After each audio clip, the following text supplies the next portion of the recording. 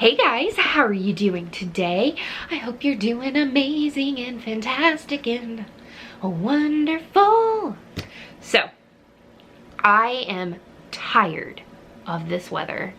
Tired of it being hot and gross and disgusting and humid and just bleh. I despise summer. I know some of you guys are like, Courtney, what's wrong with you? You have summer break off, you're an educator. I would rather have summer break off in the fall or in the spring and then have to be inside during the summer. I don't like the heat. I don't like humidity. I'm a very pale person, guys. Like, do you see any sun on any of me? No, I'm pale. So I am in the mood for fall. Hence some books, some cozies that I'm going to be recommending you for fall time. I hope it's not too early for you. I thought, you know, it's almost the end of August. That means September's coming around and I just want to read fall things, guys. That's all I got for you. So without further ado, let's get started on some of these fall vibes that I'm getting either from the cover, the synopsis, or just because I think it's cool to read in the fall. All right, the first one is Raising the Dead. I mean, those fall vibes, guys. Seriously. This is by Sheila Connolly. It is the first in the Museum Mystery series. So, it says, at the Pennsylvania Antiquarian Society in Philadelphia, fundraiser Eleanor Nell Pratt solicits donations and sometimes solves crimes. After all, murder is not good for public relations. At the museum, a few missing documents could be a major embarrassment. When a collection of George Washington's letters is lost on the day of the Society's Grand Gala, heads certainly will roll. But no one expects an archivist to be found dead. Fundraiser Nell Pratt is frustrated when the society president, whom she also happens to be dating, doesn't seem to be pushing for an investigation. And when Nell goes digging for answers, she may uncover a long, rich history of crime. History and like archivals and things like that, like, it just gives me fall vibes. I don't know if this actually takes place in the fall, but it just gives me the fall vibes. The next one, I'm always going to recommend this series, especially during the fall time. You should start picking it up so you can get to the actual like Halloween one soon. But it is a Skeleton in the Family series by Lee Perry. This is a Skeleton in the Family, the first in the series. I freaking love this series. I can't even explain to you how much I love the series. Okay, most families have skeletons in their closet. Moving back into her parents' house with her teenage daughter had not been Georgia Thackeray's plan A, but when she got a job at the local college, it seemed a sensible thing to do. So she settled in and began reconnecting with old friends, including Sid, one of my favorite characters of all time. Sid is the Thackeray family's skeleton. He's lived in the house as long as Georgia can remember, although no one, including Sid, knows exactly where he came from and how he came to be a skeleton. Sid walks, he talks, he makes bad jokes. He tries to keep Georgia's dog from considering him a snack, and he manages to persuade Georgia to let him leave the house. But when she takes him to an anime convention, disguised as a skeleton, of course, he sees a woman who triggers memories of his past.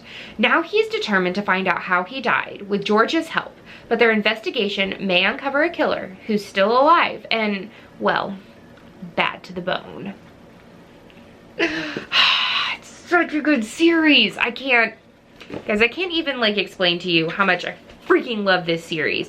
So if you get to book 3, it's A Skeleton Haunts a House, and that is the Halloween one. So you could read, you know, you could get there if you started in August to read the first book, and then September read the second book, and then October read the third book. All right, so what is more fall themed than apple orchards? Like going and picking apples. I know that this technically takes place in Christmas. Like, I get it, but you know me, I always introduce the first book in the series to you guys to go and pick up. But I have read, the third book is now coming out, and it was so good, and you guys have to go read Julie and Lindsay, and I promise you, you won't regret it. Okay, just in time for Christmas, but you know, it's okay. I like Christmas all of the time. All right, Blossom Valley, West Virginia is home to Smith Orchards. Why do I have such a hard time saying that freaking word? Orchards.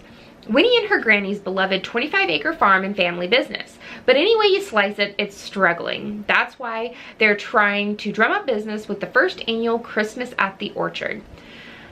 Orchard. I'm tired. Orchard. Yes.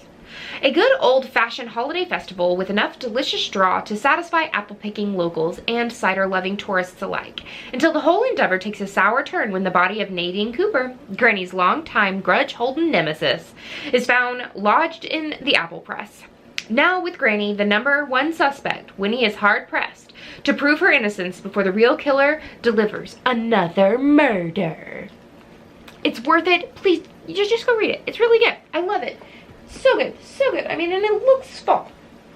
Next one is A Salt and Pepper by Leslie Buwitz. I love this so much. Spices always make me think fall as well, so that's my justification for this book. Pepper Reese, come on, it's a series, Spice Shop series, and the main character's name's Pepper. Come on.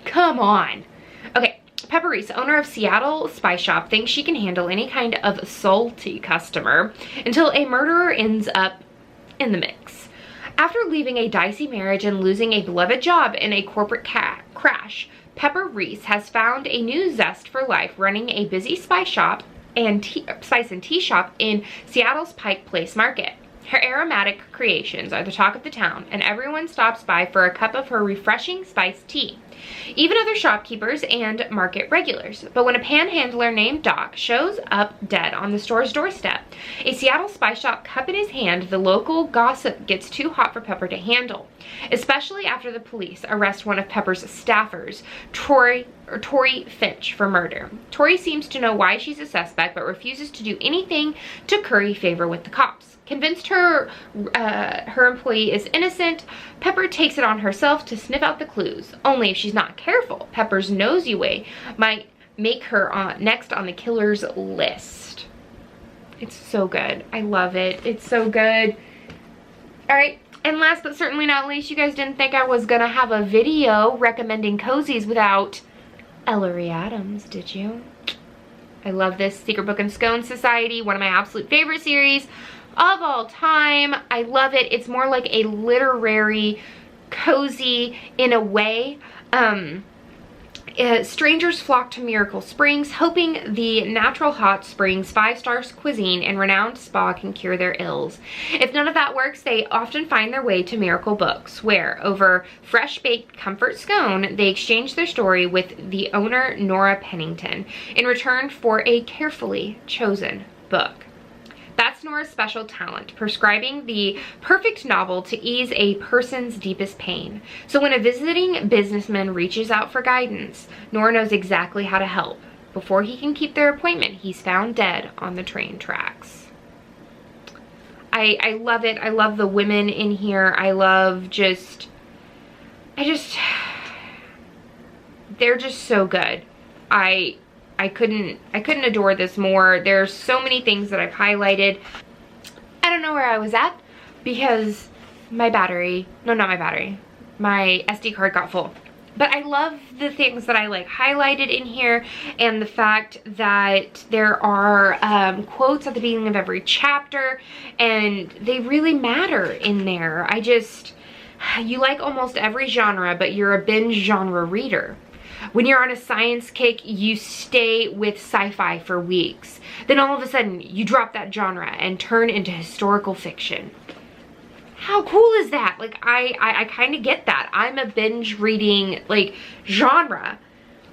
It's just, it's so good. I love the way everything is just written, and it's just, I don't know. It's really, really fantastic, and it gives you the warm fuzzy vibes, or at least it gives me the warm fuzzy vibes. But yeah, those are the 5 books that I recommend you pick up this fall, and I hope that you I hope that you liked this video. That's the end of this chapter of Courtagonist. Please give this video a thumbs up and subscribe if you haven't already. And until next time, guys, happy reading. Bye.